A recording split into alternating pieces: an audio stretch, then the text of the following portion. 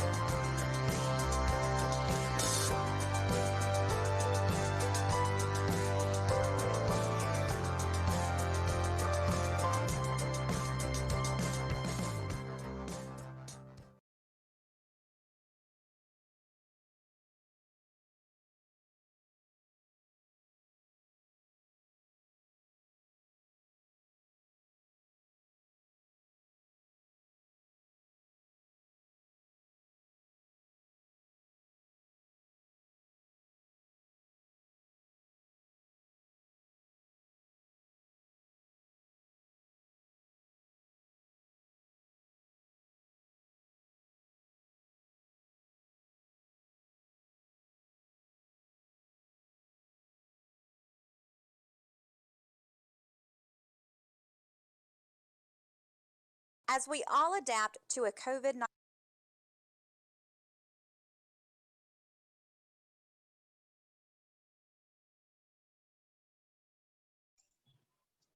Good morning and welcome to BMI's webinar, Preparing Condominium Associations for Hurricane Season in a COVID-19 World.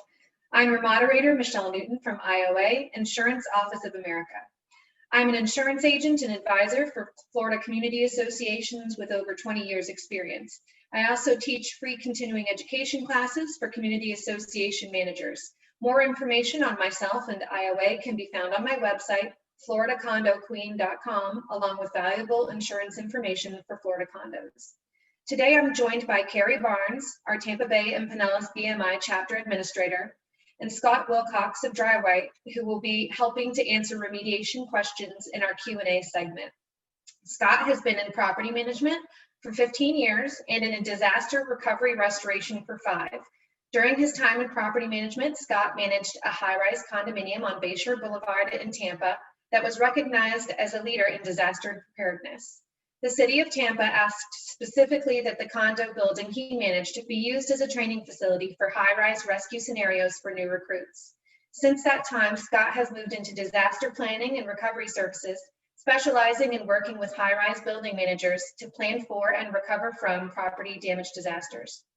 Our presenters today are Summer Marr and Jess McCracken. Summer is the public educator with Largo Fire Rescue and has been with the fire department for 5 years. She teaches life safety and injury prevention to residents in the Largo community.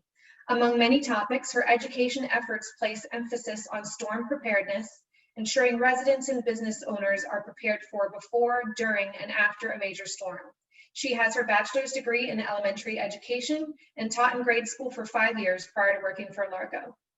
Jess McCracken serves as the whole community specialist of Pinellas County Emergency Management, engaging and empowering all parts of the community through outreach and education. Jess works with Pinellas County leaders, residents, businesses, nonprofit organizations, and affiliated community partners, providing resources and guidance about disaster preparedness, prevention, mitigation, recovery, and response. Thank you all for your time this morning. During the presentation, we will pause to post some poll questions, and we will also be taking questions as we go along. So feel free to utilize the Q&A option at the bottom of your screen or the chat menu. Today's webinar is being live streamed on Facebook and is also being recorded to be posted on the BMI website. Before we get started, let's get an idea of who we have in attendance today with our first poll question.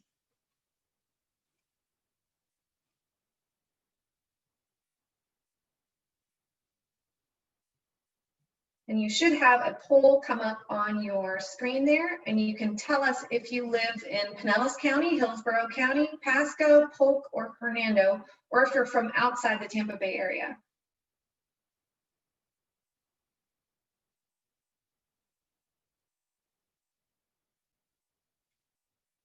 Does everybody see that poll question coming up?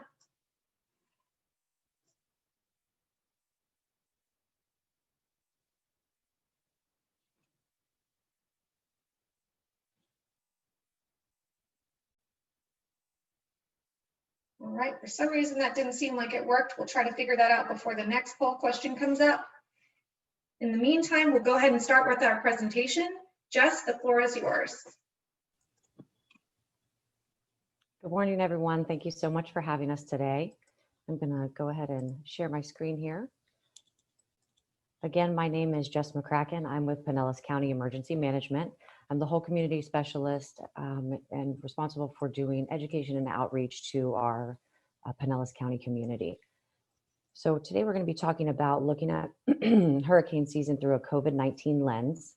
With the times as they are right now, it's been challenging, but now we have something else to look into, which is hurricane season and dealing with the COVID-19 challenges along with our normal preparation for our storm season this year. So it's important to know that the message hasn't changed. We still want you to know your risk, to make a plan, and to stay informed. And here is our second poll question. Oops, sorry. I think it will just be easier to skip the poll questions for now. So basically, we want you to know what your evacuation zone is, and that's what we're talking about when we say know your risk. And I will let Summer get into that a little bit more. Okay, hi. Good morning, everyone. My name is Summer Marr, again, public educator with Largo Fire Rescue. And one of the most important first parts of hurricane preparedness is knowing what your evacuation zone is. So whether you are in Pinellas County, Hillsborough County, Pasco County, they all have an option to be able to go online and look up your zone. And for Pinellas County, this is the map here for where the different evacuation zones are. Evacuation zones are based off of the high winds causing storm surge, the storm surge waters that rush onto land. Every storm is different, so depending on that storm depends on what zones may evacuate.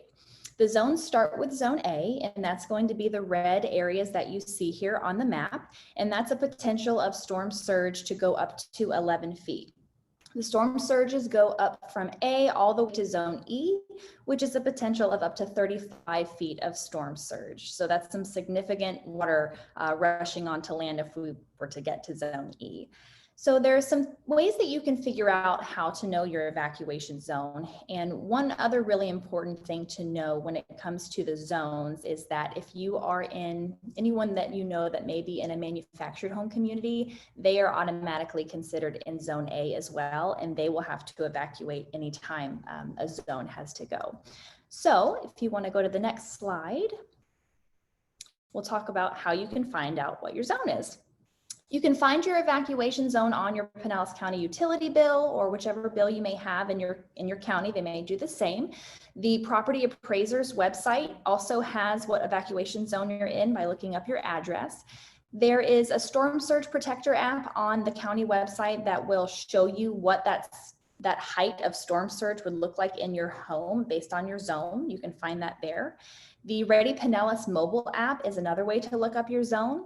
And then if you have a landline, you can also call the number that you see here on the screen, and you can find out what your evacuation zone is that way. The easiest part that I always like to tell residents and business owners, whoever it might be, if you have access to the internet, the easiest way to look it up if you don't see your utility bill is to go to pinellascounty.org/knowyourzone. So if you want to go to the next slide. pinellascounty.org/knowyourzone. This is just a couple screenshots of what it looks like. There's a search bar where you'll simply just type in your address. And when you click search, it'll pop up with your address located on a map, and it'll tell you what your zone is. So for this example, I just typed in a mobile home community. So that's where it shows you that the zone was mobile home. So dependent on where you are and where your condo association is, it'll pop up and tell you what zone you're in.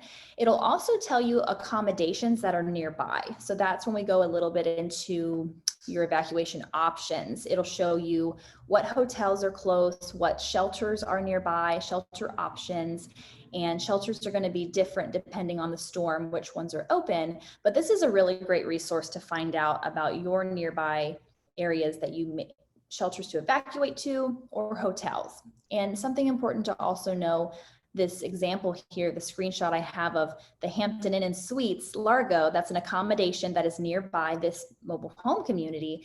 You want to make sure you know what evacuation zone the places are that you're going to evacuate. So if the hotel is in evacuation zone A or B or any other zone, it's not really a good idea to necessarily stay there because that hotel may have to evacuate as well.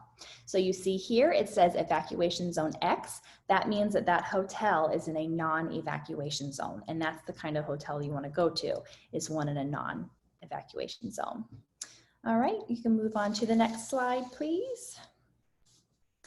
So Alert Pinellas, one of the questions we wanted to ask everyone was, are you registered for Alert Pinellas? If you haven't heard of it, it's a great way to stay connected and informed when it comes to emergency alerts and notifications. It's not just about storm preparedness. They have boil water notices, tornado watches and warnings, and that's a place that you can go to sign up and get all of those alerts via text, email, and a phone call.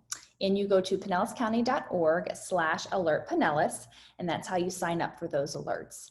These are some other ways to stay connected.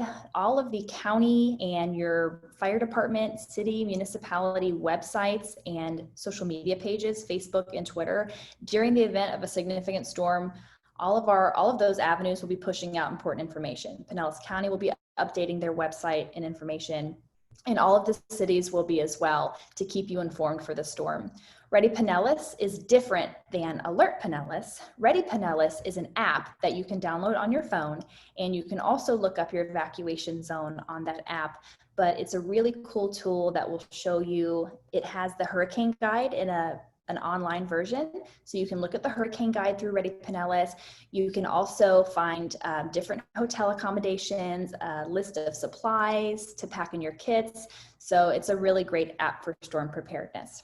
eAlert is an email notification system that the county pushes out on storm prep, and it's another great way to get info. So these are some ways to stay connected. All right. So when ordered to evacuate, so let's say you've looked up your evacuation zone, and now you know, because that's the first step, right? You have to know if you have to evacuate or not. Where are you going to evacuate to?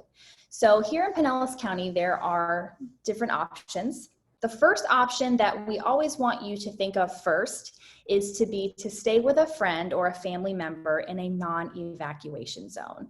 So that's why it's so important to make those plans before season starts. If you have a friend or family member, you've all looked up your zones and you know, hey, I'm up here in Palm Harbor, I'm in a non-evacuation zone. If we ever have a storm, you can come stay with me. Having those plans is so important because number one, you are going to be more comfortable staying in a home versus in a shelter, which we'll talk about in a second. So think about who you can maybe stay with in a non-evacuation zone in the event of a storm.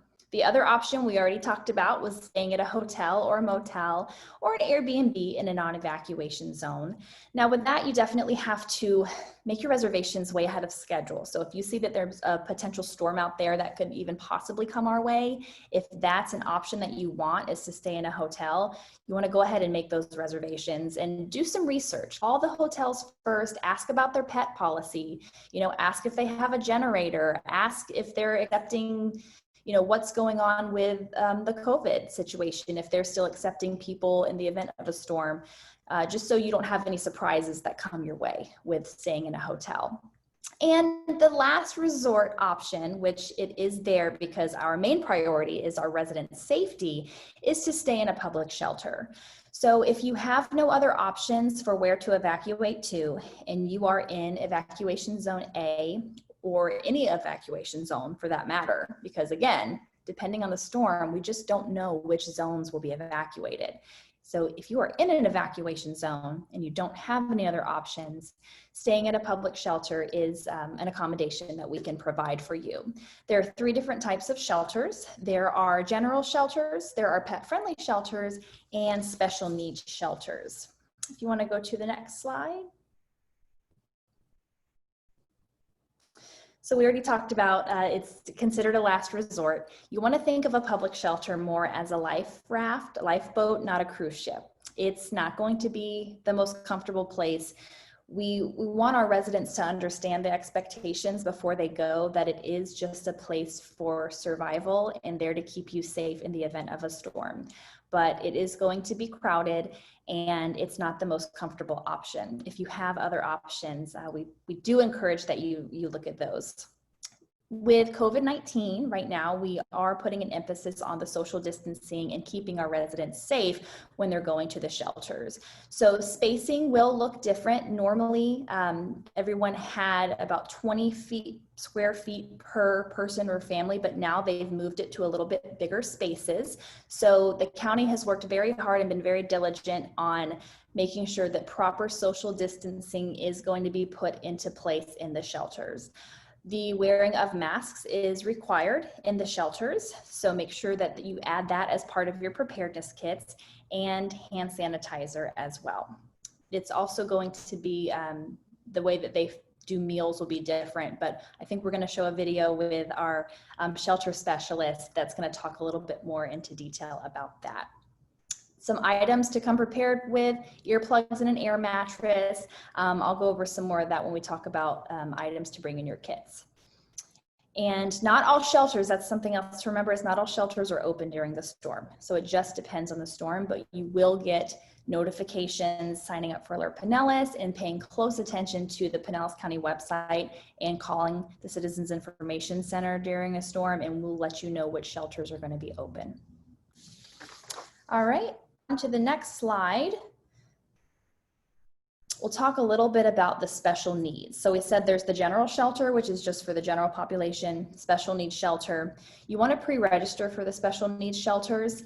That's going to be for basic medical monitoring. If you have electrical equipment that you're dependent on, they will have backup generators. There is Florida Department of Health staff on site, and you want to register ahead of time. So we have your information in our system. You can register online, pinellascounty.org/special needs.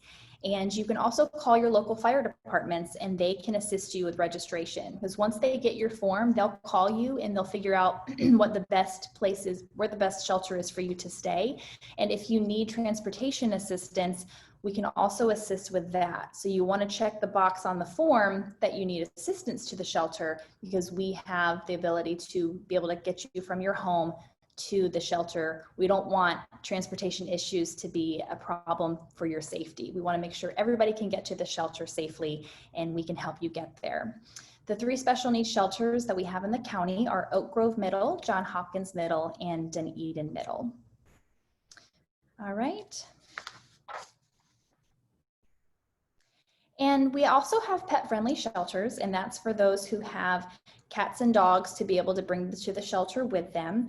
All service animals may go to any shelter, but if your dog or cat is not a service animal, then you'll want to go to a pet-friendly shelter if that's the option that you're wanting.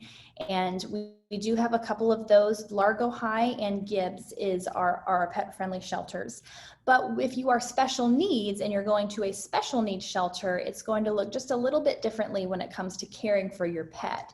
You'll want to get in contact with Pinellas County Animal Services, and there's a phone number on pinellascounty.org/special needs where you can contact them and let them know that you will need them to care for your pet, because the pets cannot physically stay in the special needs shelter, but animal services will take your pet for you and they will care for your pet until after the storm, and then they'll bring your pet back to you. So if you do have a resident that needs to register for that and they have a pet, make sure they have those plans put in place for their pets as well, for animal services to take care of that. All right. And we're going to talk a little bit now just about packing your supply kits. So depending on whether you shelter in place, maybe you're living in a non-evacuation zone, or you're going to stay at a shelter or a friend or a family member's house, your go kit and your stay kit's going to look a little bit different. These are some suggested items for your go bag. You want to have all of your medications and your copies of prescriptions. You can have a 2-week supply of medications, and if the government declares a state of emergency, even if you just got your prescriptions filled, you can still get a new 30-day supply. So keep that in mind, so you're well stocked on that. Hand sanitizer and wipes, your face covering, non-perishable foods, water, 1 gallon per person per day. The bedding for the small space at the shelters, think twin size air mattress, think even a lawn chair. A lot of residents bring lawn chairs because it's not a lot of space. And remember, you're not there for comfort, you're there for survival. And it's a limited time. So just think about that. Don't bring your king size air mattress if you're just one person, because you want to be mindful of the space. So as you can see, this is a long list. I won't go into too much detail on every single item, but Pinellas County's hurricane guide, pinellascounty.org/emergency. If you look up their hurricane guide and on their website, they have awesome lists for depending on where you're going. If you're staying at home, if you're going to a shelter, special needs supplies, pet supplies. So take a look at those when you've got the time. Some items that popped up during Irma was manual can openers. A lot of people didn't think about that. They said, well, I've got all this canned food, but now I don't have a way to open it because there's no power. So little things like that you want to keep in mind. Battery powered fan was also a popular item as it is so hot here in Florida. Important papers, valid IDs, cash, and a phone list is handy too in case you don't have access to your phone with power outages. Okay. And this kind of goes along with just what to bring, your important documents. So if you're evacuating from your home, you want to have at minimum your deeds, your titles, wills, marriage certificates, birth certificates, medical records, prescriptions, and keep those in an important, a bag, an important case, something that you're going to have at a secure location. And also just consider if you're going to a shelter, any valuables that you bring with you, think about your security and keeping those close to you as well. So that's just a little snapshot of some items to have in your kit. Again, pinellascounty.org/emergency goes into much greater detail for those supplies. And with that, I will turn it over to Jess.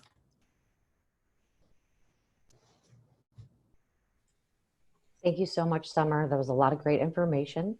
I don't know if we have any questions specific to that part of the presentation that we want to take before we move on. Okay, great. Fantastic.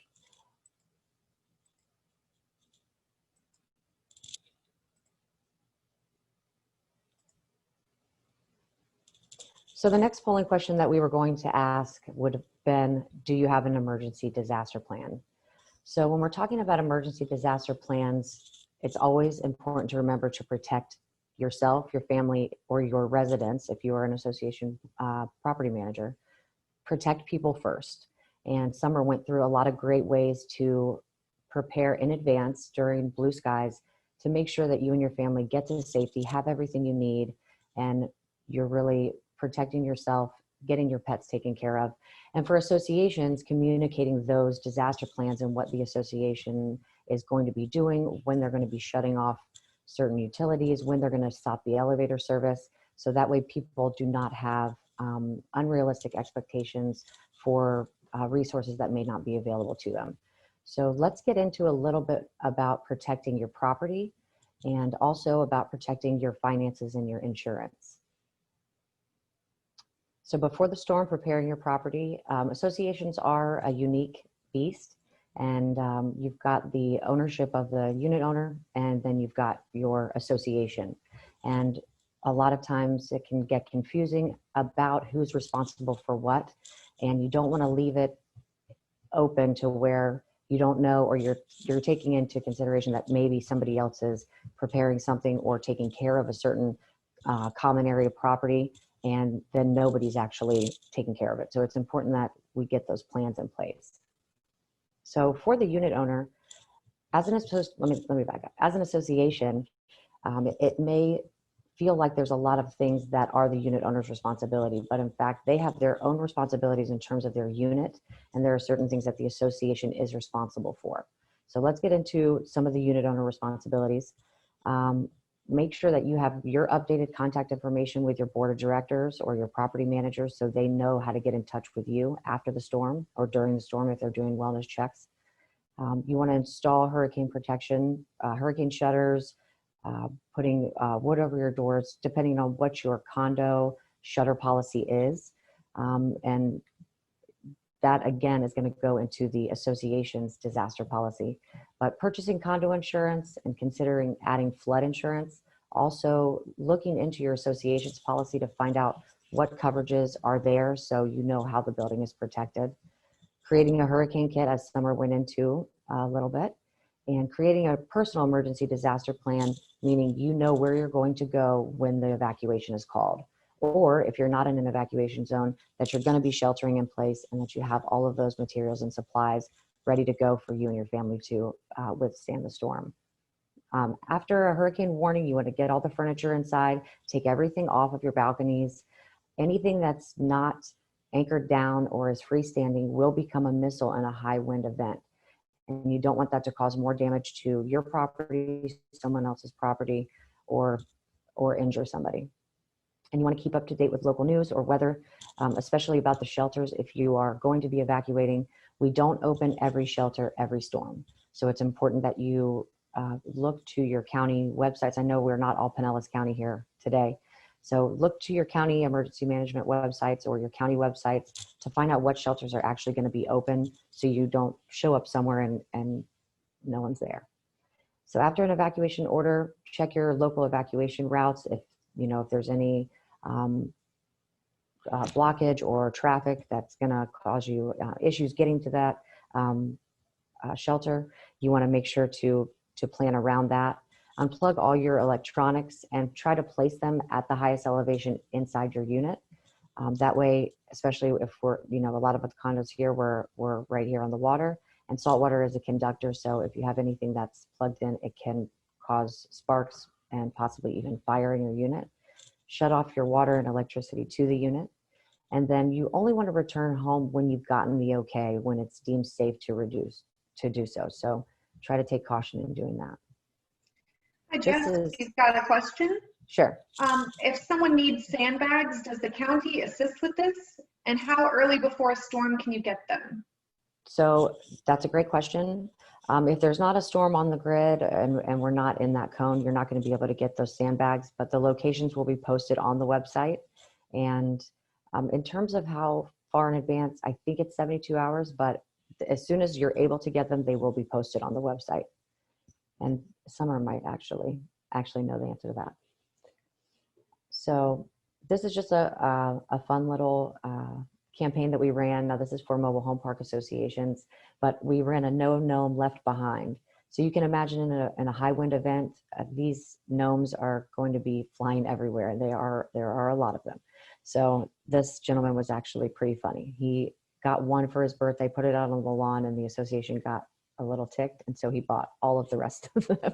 But he lives in Canada, and he knows he's got to take all of these inside so they don't become missiles.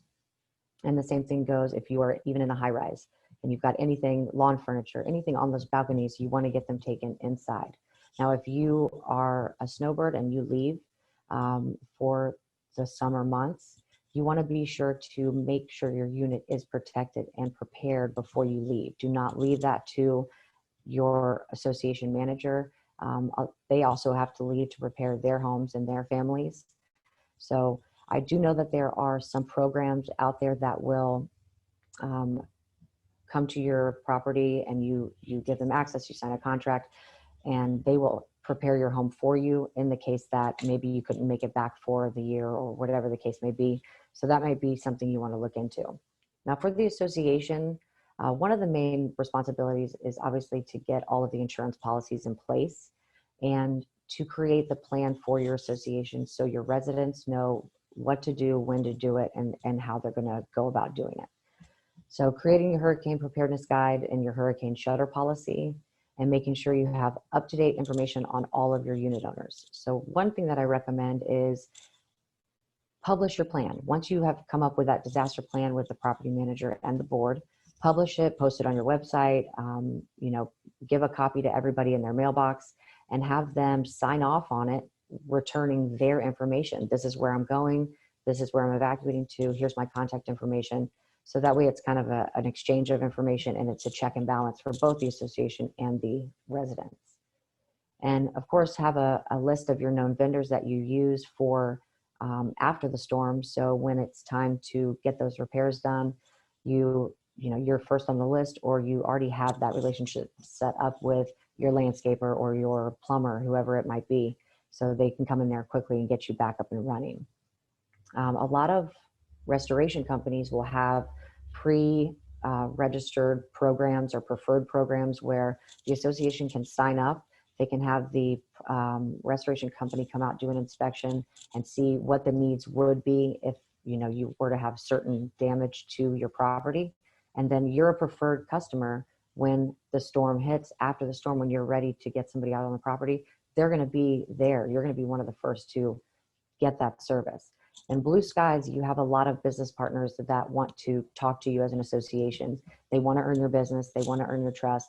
And it's very important that you do your due diligence and get those quotes and try to, figure out who's going to work best with the association. But after a storm, everybody's going to need a new roof. Everyone's going to need repair, just as an example. So you want to make sure that you've got that contract in place before, so you are a preferred association on the list, and they get out to your property quickly. After a hurricane warning, you want to meet with the board and your disaster team, if you do have a disaster team set up, to discuss the hurricane plan. Make sure that it's ready to go. Before a hurricane warning, I would suggest to review your plan every year prior to the start of hurricane season. So all of your new board members' contact information is listed, and you've gone through the steps of preparing your association for that upcoming year. Make sure that all your electronic records are backed up, and if you do have hard copies, that they are in a waterproof container. Bring all the outside property, such as the pool furniture, any common area property that's not secured or bolted down to the ground is going to become a missile in a wind event. So you want to make sure to get all that property inside. And for the pool furniture, a lot of associations during Irma, they were putting the pool furniture in the pool, and that can actually cause significant damage to the pool. So you want to just make sure to have a storage shed or somewhere that you're going to get that stuff inside. And deploy your hurricane protection for the building's main windows and doors. You want to make sure to cover all large windows and doors, obviously, especially if you have sliders or big picture windows. You want to make sure that you've got either the shutters and you know that those are there, or you've got the pre-cut wood that you can get up right before the storm. After an evacuation order has been called, you want to communicate with your residents about the evacuation order. Try to be a source of information. So utilize your county websites, utilize the weather services, and try to be one step ahead, or at least informed as a property manager and a board representative, so you can communicate the safety and all the information to your residents, because it varies from different parts of the county, and especially across different counties. So what may be happening for one or need to happen for one association may not be the situation for every. So your association and your residents better than anybody else. So you want to be that source of that resource for information. If you can. Yes. Hey, just quick question. What's the deal with propane tanks? Because I know a lot of times when you lose power for a while, you're going to be grilling food for some time if your power's out. Are there different rules within condo communities, townhome complexes, where storing a propane tank during a storm are prohibited? Does anybody on the panel know the answer to that? I mean, I would say that it is going to vary across associations. So you want to look at, what your association guidelines or your bylaws state. but I don't know any particular regulations with that. We just say we encourage not storing your grills inside if possible, just to secure them down with chains outdoors if that's an option, just for, because you never know what might happen with if you've got the propane inside. But yeah, Jess is right, depends on the association. Great, thank you. Thanks, guys. Sure. So disabling the elevators after your residents have evacuated. This is a big one because you may have some residents that are just refuse to evacuate and they're not going to go anywhere. It's still your responsibility to protect the association, and I encourage you to really push for your residents to evacuate when an evacuation order is called. Getting those elevators obviously off the bottom floors and disabled is very important, and there could be some issues there if you've got residents indoors. Once you lose power, it's not going to matter. You're not going to have access to those elevators. That's why you really want to encourage your residents to evacuate. And then after a hurricane, when possible, return to the property once it's safe. Start to survey the damage, take pictures if you can. And again, with insurance, because insurance is a one-way contract that requires you as the policyholder to mitigate against further damage. If you can safely mitigate against further loss, so stop further damage from happening to the property, it is definitely recommended to do so. But again, make sure that you can do it safely. If the roof is compromised, it's much more important that you stay safe than getting these pictures.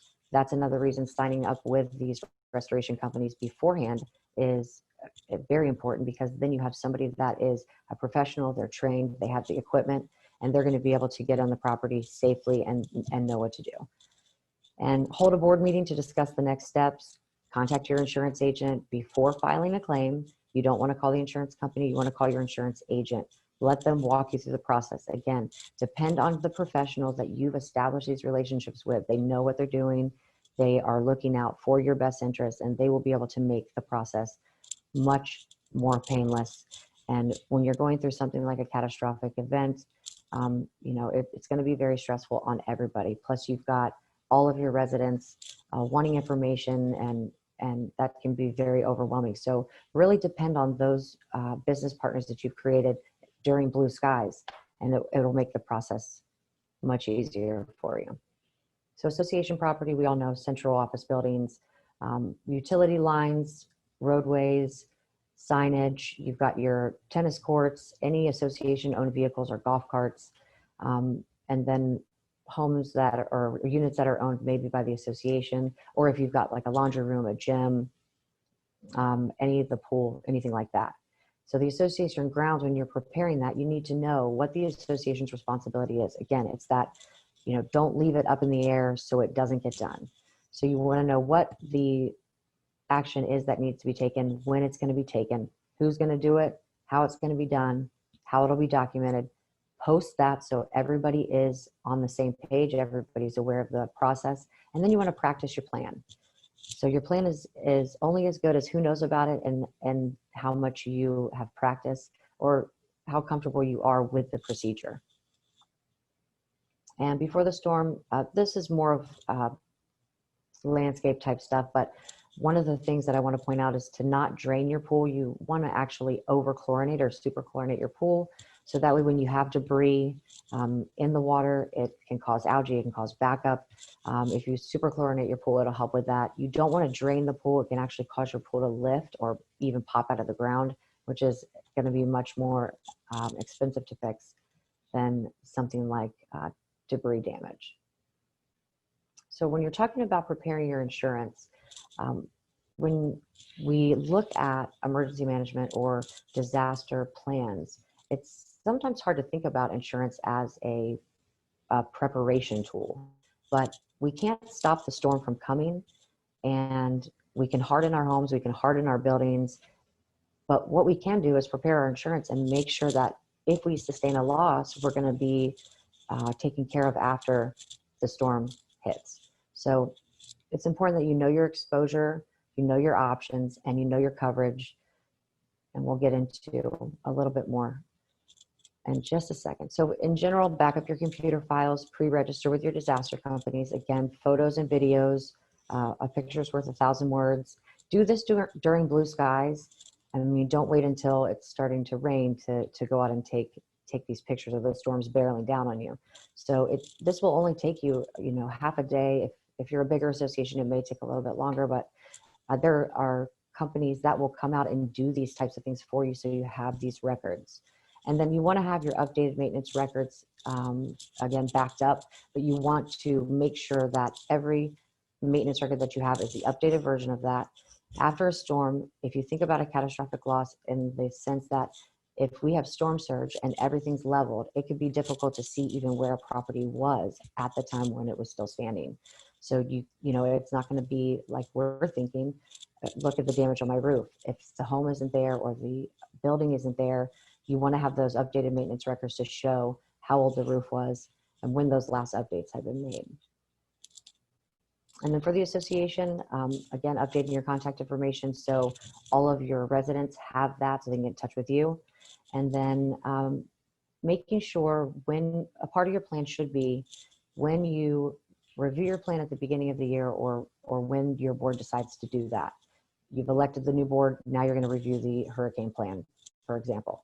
You want to make sure that the new board has been put on the bank accounts. So that way, when the storm hits, if you're trying to have your board pull money out and they're not a signer on the account and they don't have access to those funds, it can cause a big issue. Plus, you don't want anybody left on the bank account that can access the funds once they are no longer a board representative. So when we talk about knowing your exposure, are you at risk for flooding? Again, talk to your association or find out what your association's policies are. That you mimic and know what you need as the unit owner to kind of fill in those gaps. A flood zone is not the same as an evacuation zone, as Summer was talking about before.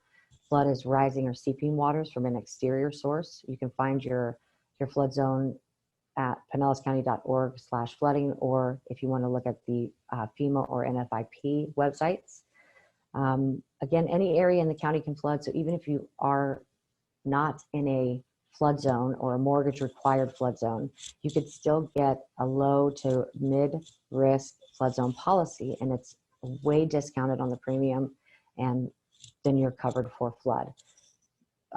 Homes that are in low or mid risk of flood zones actually account for 25% of flood claims, and they were 30% of federal disaster assistance between 2015 and 2018. So any area in the county can flood. We're surrounded by water on three sides, especially Pinellas. We're peninsula on a peninsula. So, and you want to stay away from floodwaters, turn around, don't drown. You don't want to drive through water that you don't know how deep it is. It really can be detrimental. And again, knowing your coverage, know what your deductibles are. Your all other peril deductible versus a hurricane deductible. A lot of associations that I worked with in my past life, my previous life in the insurance world, they were really surprised by the hurricane deductible when we were dealing with Irma, because they only really had debris damage, but it wasn't enough damage to meet that hurricane deductible. I had an association that was on Indian Rocks Beach. It was hit by Tropical Storm Hermine, and the damage was done when Hermine was still a tropical storm. Hermine went up the panhandle and became Hurricane Hermine. And at that time, when the storm is upgraded to a hurricane, the insurance policy, all insurance policies are then subject to that hurricane deductible. So even though the storm did the damage, the tropical storm did the damage, the hurricane deductible was the one that was applied to the policy. And I will let Summer walk us through some safety after the storm. All right, thank you. So just a little bit of information for once the storm has passed, avoiding the down power lines. You know, the roadways are going to be pretty dangerous and risky after the storm with all of the debris damage and power line damage. So just be careful when you get back on the roadways. As Jess said, avoid flooded areas and standing water. Don't assume that you can just drive through because that's, you know, a lot of times you might think your car can make it through and then it really can't. Don't enter a home with major damage to the roof or walls. Jess also mentioned that as well. And in a power outage, going back to being on the roadways, you want to treat all the traffic lights as four-way stops. We have a lot of car accidents after post-storm because people will be driving through a traffic light that's out and they won't stop and look all ways. So anytime you come to those down traffic lights, make sure that you are treating it as a four-way stop so we can avoid those accidents. Okay, I've got one more slide on this. So a little bit of fire safety when it comes to hurricane preparedness. Avoid the use of candles. Once the power goes out, don't even really make that an option if you can, because we don't want to have a structure fire in the middle of a hurricane. There does come a point in the middle of a storm, dependent on how high those winds are, that our fire rescue vehicles cannot go out to respond to calls, and they hold 911 calls until after the storm has passed. So anything you can do to mitigate and prevent a fire or an incident in the middle of that storm, please do so. So that's why we really encourage to avoid candles and instead use battery operated flashlights and lanterns and items like that. Post Irma, we had a huge increase in structure fires due to the power outages. All of the stovetops in the ovens, the power went out on those appliances. Some people may have been in the middle of cooking, or once the power was out, they got very comfortable and started using their stovetops as storage space and their ovens as storage space. Once that power was restored, some people accidentally hit the turn knobs on the oven, and they had a lot of fires due to items on top of the stovetops. So keep those clear and really be mindful of your appliances once that power gets restored, because we did have a lot of fires post-storm a lot of fires post-Irma from that. And then when we're talking about the power outages, if you're using a generator, never operate a generator indoors. Always follow the manufacturer's instructions on those. Have them outdoors, not even in an attached garage, and make sure to have a carbon monoxide detector in the home. Although your generator is outside, you still want to have that carbon monoxide detector, because the generator can cause that odorless, colorless gas that you won't be able to smell, and you want to be notified if you have that carbon monoxide going through your home, as well as a smoke alarm. Make sure you have your working smoke alarms and your home fire escape plan. I think, Jess, we'll turn it back over to you.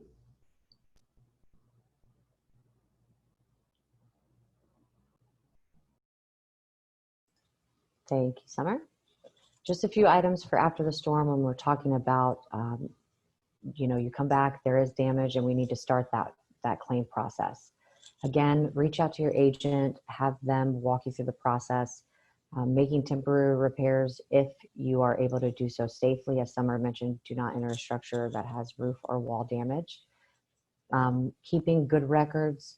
So when we're talking about a catastrophic event, a lot of the insurance companies will have adjusters come in from other states, and they are put in a hotel room, given a stack of files, from the floor to their shoulder, and they're paid on the file that they close, right? Once the file's closed, that's how they get paid. So which files do you think that they're going to do first? The ones that are the most complete and the easiest to get done. So it's good that you paint a picture, make sure you have as many records, as many photos and videos that you can. So it makes it easy for that adjuster to walk through that claim and assess that damage for you. And then assignment of benefits, just use caution when signing an assignment of benefits, if that's something that you're going to do. That takes you out of the claim process and allows your contractor to communicate with your insurance company, and it takes you out of the process completely. So if you don't agree with something after you've signed these benefits over, there's nothing that you can do.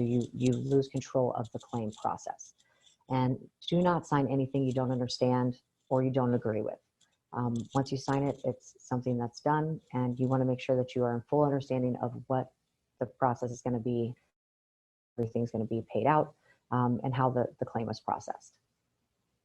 And I think that is all we have for that. So we have some questions. All right, thank you for that informative presentation. We had a few requests for copies of your presentation. So would it be possible for you to email that to Carrie to be dispersed to attendees? Absolutely. And I'll also email you a video clip from our shelter specialist, our Health and Human Services coordinator.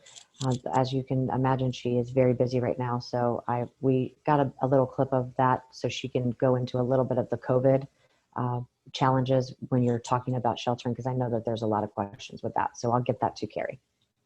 Great. And then we had a suggestion from the chat to cover computer equipment completely in outdoor style trash bags.